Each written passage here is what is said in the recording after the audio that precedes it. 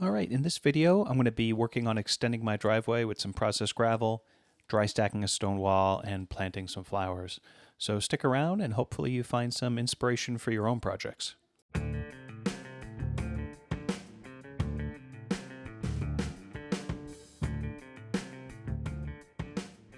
So if you followed any of my other videos, you know I like to build mortared stone walls.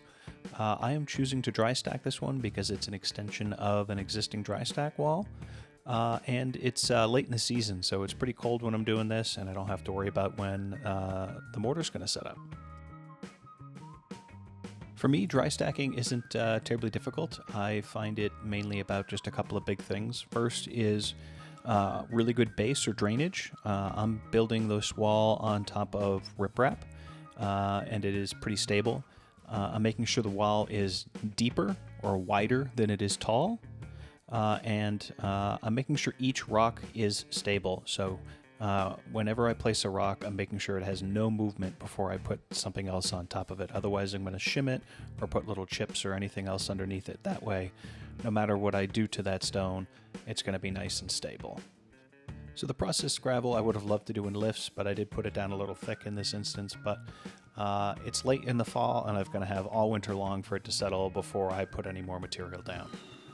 So I am outside checking on my driveway extension. It is settling pretty good, which is why I did it late in the fall. I can let it settle all winter long. I'll get another load, touch it up, clean it up. Got to make it a little wider. It is still not as easy to turn around for guests with pickup trucks as I wanted it to be. But these two pipes will eventually be for those 4x4 posts.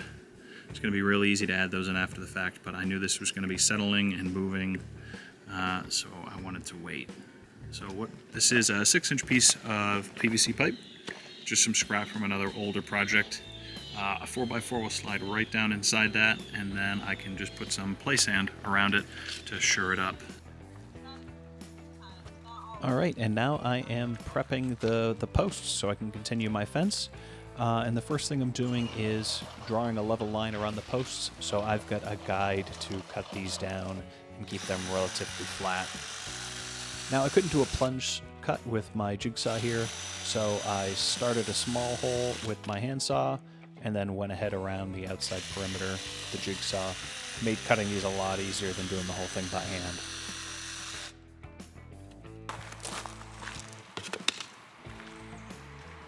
So just like I mentioned earlier, these 4x4s drop right down in, and then I've got room around the outside perimeter for some play sand to get these nice and firmed up.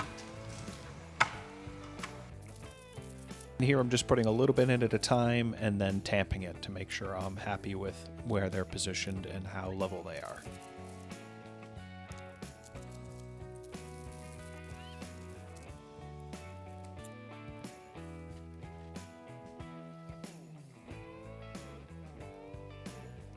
And for the second post, I'm just following the exact same steps.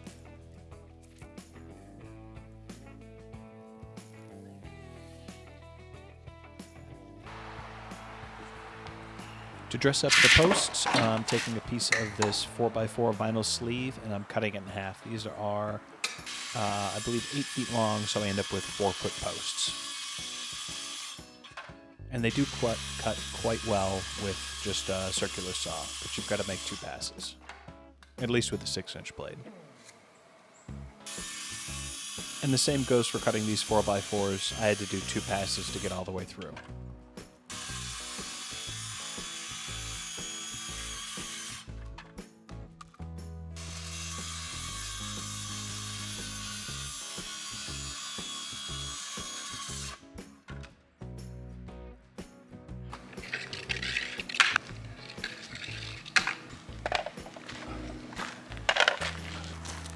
And here is my dumb moment of the build. My 4x4s were very fresh or very wet, so the sleeves did not fit nicely down, and I was not paying attention and clocked myself pretty good in the face.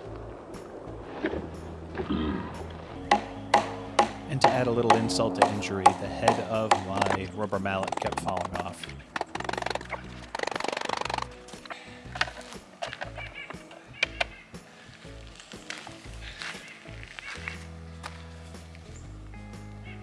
Not too bad, just a little bloody, but you guys can see the damage there.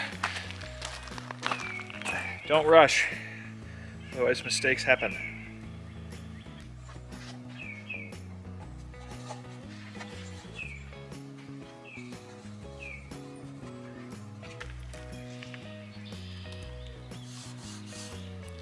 So on this blue painter's tape, I'm drawing a level line and marking some holes to pre-drill for these plant hooks that I'm going to use to both hang plants and some chain.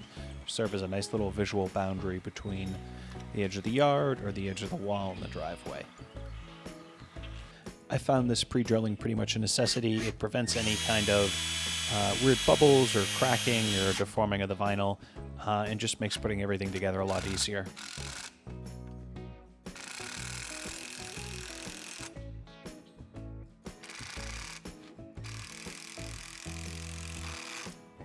And I'm quite happy with how sturdy these posts are. You can see I really leaned into it before I braced the post while driving those screws, and it didn't really move that much.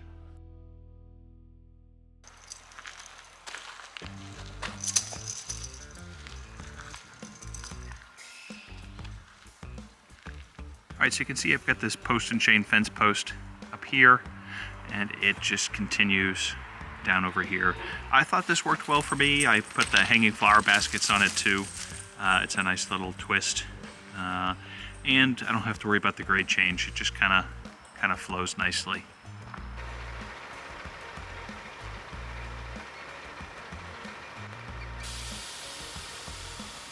All right, so it's finally springtime, and I'm ready for load number 2 of processed gravel to do a little bit of cleanup and leveling and make this whole thing a little wider.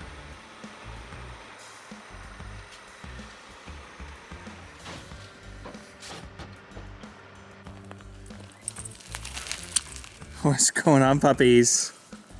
You climbing the dirt pile.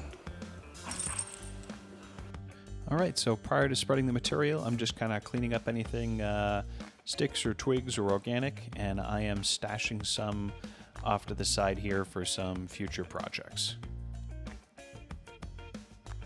And now it's time to start spreading and leveling.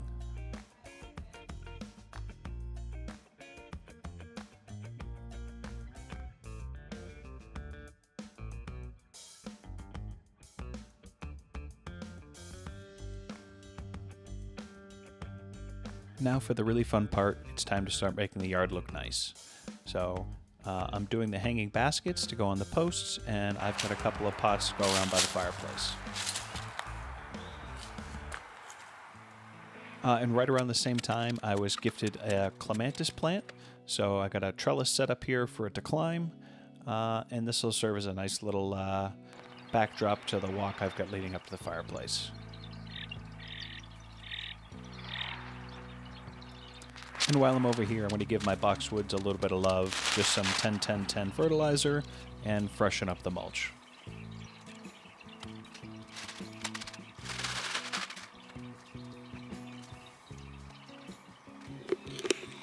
So hopefully you found this video helpful and inspires you to do your own unique twists to some landscaping in your yard. And if you're still here and still watching, I'd love to hear what you guys have done in your yard for projects. And subscribe for more videos like this. Thanks for watching, guys.